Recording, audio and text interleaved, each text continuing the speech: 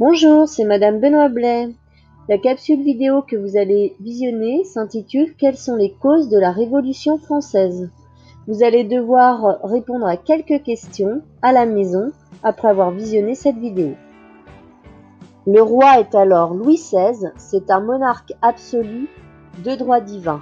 Il dirige une monarchie absolue dans laquelle il a tous les pouvoirs qu'il tient de Dieu.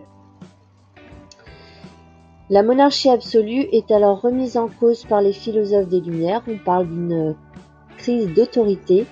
Rousseau prône par exemple la souveraineté nationale, tandis que Montesquieu théorise sur la séparation des pouvoirs. Voltaire, lui, critique la noblesse et donc la société d'ordre. La société française est en effet divisée en trois ordres. L'ordre du clergé qui représente 1% de la population, l'ordre de la noblesse 2%, et l'ordre du tiers-état 97% de la population.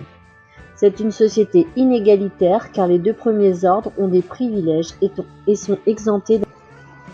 Cette société est inégalitaire puisque seul le tiers-état, composé à 80% de paysans, paie l'impôt.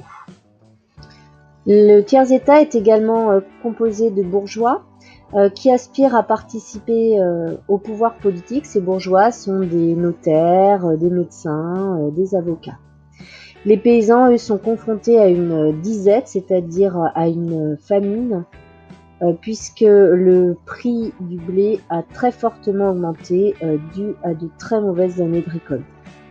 Le royaume de Louis XVI est également confronté à une crise financière, puisque la dette du royaume est très importante et elle a augmenté notamment avec l'intervention de la France auprès des révoltés américains, cette révolution américaine qui débouchera sur la République des États-Unis, et donc un modèle très libre comparé à la monarchie absolue.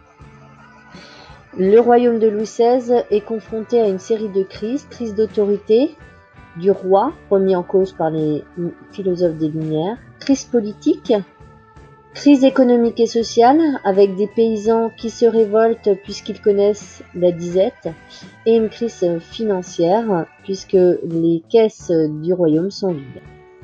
Face à ces crises, Louis XVI décide de convoquer les États généraux, c'est-à-dire les députés élus de chacun des trois ordres. Donc des députés du clergé, des députés de la noblesse et des députés du tiers-état vont se rassembler lors d'une grande réunion qu'on appelle l'Assemblée des États généraux. C'est prévu pour le 5 mai 1789.